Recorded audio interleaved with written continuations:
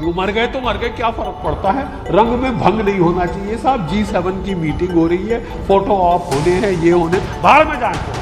भारत के नागरिक ना तो गली के कुत्ते हैं ना नाली के कीड़े। का प्रोग्राम था, किसके बारे में था? मिनाज ईरान के अंदर एक स्कूल है बच्चियों का। लड़ाई के पहले दिन अमेरिकन टॉमाहॉक मिसाइल्स को खास एम किया गया। AI आर्टिफिशियल इंटेलिजेंस सॉफ्टवेयर, जो कि दुनिया का सबसे बड़ा नया करिश्मा, जिसको इस्तेमाल करके डोनाल्ड ट्रंप लड़ाई जीतना चाहते थे। और उनको पूरा उनको ये यकीन था कि 48 घंटे में ईरान के घुटने टिका दिए। 48 घंटे छोड़ दीजिए साहब, 48 दिन हो गए, आज 107 दिन हो गए, लड़ाई चल रही है और अब डोनाल्ड ट्रंप घुटने टेक।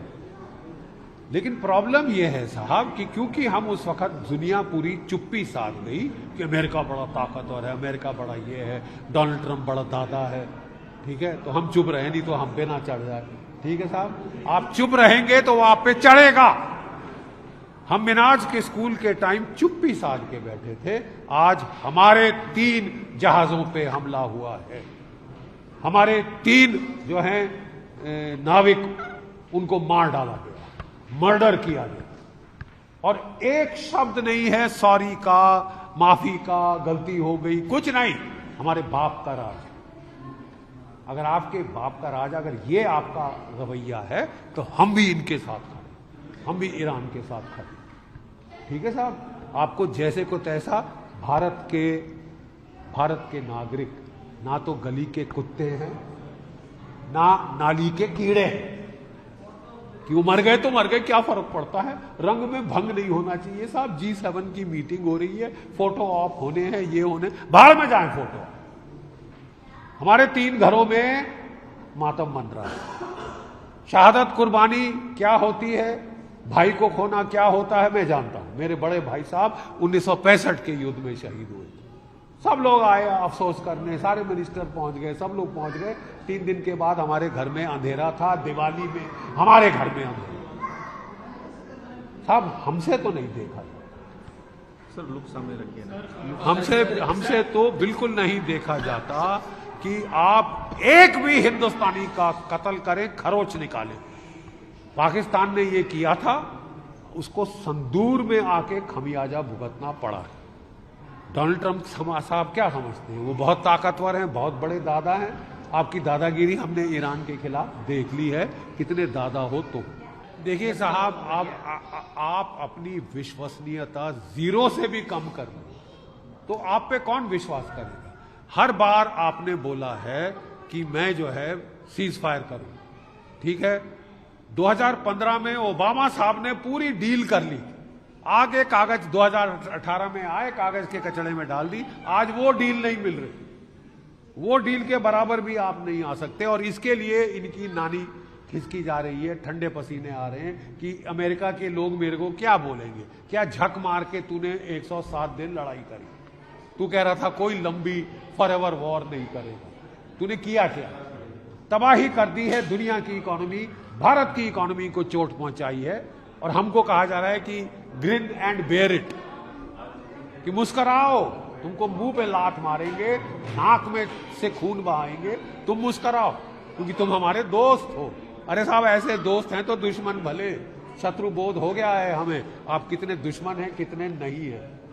3 भारतीय जानें आपने दी है, क्या एक भी चीन का जहाज को खरोच आई है? 90% ईरान का तेल कहां जा रहा है? चीन को जा रहा है। 90% ईरान का तेल चीन को जा रहा है। 80 जहाज 100 जहाज चीन के निकल गए, एक के ऊपर आपने हमला किया नहीं किया। रूस के जहाज को हाथ लगाने की हिम्मत है तुम में, अमेरिका नहीं है। तो क्या सोच के आपने भारत पे चढ़ गए कि ये कमजोर है? अबे न्यूक्लियर बॉम्ब है हमारे पास, ईरान के पास नहीं थे, उसने तुम्हारी ऐसी तैसी कर दी है, तुम्हारी बत्ती बंद हो गई है साहब, नाक से धुआं निकल रहा है, ठीक है। और भारत के ऊपर उंगल मत देना साहब, उंगल टूट जाएगी क्योंकि यहाँ की जनता में आक्रोश है। देखिए साहब, ये किसकी जवाबदेही बनती है किसकी नहीं बनती है, हम देखना चाहते हैं अंतिम रिजल्ट क्या है। क्या ये हमले चलते रहेंगे या हम आवाज उठाएंगे। हमारी पहली आवाज, हमारी गलती में मुझे लगता है ये हुई कि हमने बड़ी धीमी आवाज उठाई कि यार अमेरिका बहुत ताकतवर है, अमेरिका से हमको ट्रेड डील करनी है। तुम ट्रेड डील के लिए मरे क्यों जा रहे हो यार? अगर नहीं होती ट्रेड डील अमेरिका में से तो क्या कयामत आ जाएगी? नहीं ना, क्या कयामत आ जाएगी? क्या हम यूरोप को नहीं बेच सकते, चीन को नहीं बेच सकते, रूस को नहीं बेच सकते, अफ्रीका को नहीं बेच सकते? दूसरी मार्केट ढूंढो। हर दिन ये हमको कोई ना कोई धमकी देना, 50% टैरिफ लगाएगा, फिर सुप्रीम कोर्ट अमेरिका की ने डाउन कर दिया कि केवल 10%, तो 12% हमारे पे और लगाया कि फोर्स लेबर कर रहे हैं। पाकिस्तान में फोर्स लेबर नहीं हो रहा। टेररिज्म आपको केवल ईरान में दिख रही है, पाकिस्तान टेररिज्म नहीं कर रहा। उसके आसिफ मुनीर को गोदी में क्यों बिठा रहे? क्यों उसको उकसा रहे हो पालतू कुत्ते की तरह की और काटो भारतवर्ष? देखिए साहब, बहुत हद से ज्यादा चीजें बढ़ जा रही हैं और शत्रुबोध हमको अब धीरे धीरे हो रहा है। अगर कई लोगों के आंख से पर्दा अभी भी नहीं गिरा है तो मुझे लगता है कि अमेरिका खुद गिरा है। देखिए साहब, मैं सीधी बात कहना चाहता हूं, जब 7 अक्टूबर को इजराइल पे हमला हुआ था, 112 उनके बच्चे, लड़के लड़कियां मारे गए थे, कैदी हुए थे, सारी दुनिया की सिंपैथी इजराइल के साथ। अब तब से लेके आज तक 990 दिन हो गए साहब, तुम्हारी लड़ाई का अंत नहीं है। आपके 1200 गए थे तो आपने तो 1,20,000 मार डाले हैं और अंत नहीं दिख रहा ना साहब।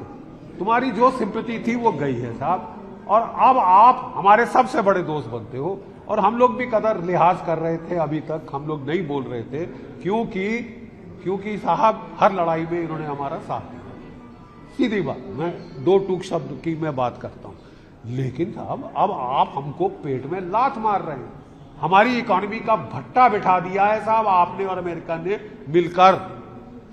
भारत की इकोनॉमी की तबाही की ओर धकेले जा रहा है। हम 7% पर एनम ग्रोथ रेट पे बढ़ रहे थे, 5.9% पे आ गए। 720 अरब डॉलर फॉरेन एक्सचेंज रिजर्व था हमारे पास, आज 550 के करीब आ गए और घटता जा रहा है। 32% हमारा फर्टिलाइजर वहां से आता, गल्फ से आता है। पहले हम गल्फ से तेल लेते थे, वो बंद करा दिया। हमने रूस से तेल लेना शुरू किया, वो बंद करा दिया। कह रहे 500% टैरिफ लगाएंगे। अरे तुम दोस्त हो या दुश्मन हो? तुम तो मुंह में राम राम, बगल में छुरी है साहब। देश दुनिया की ताजा खबरें और वीडियोस के लिए अभी डाउनलोड करें पत्रिका ऐप।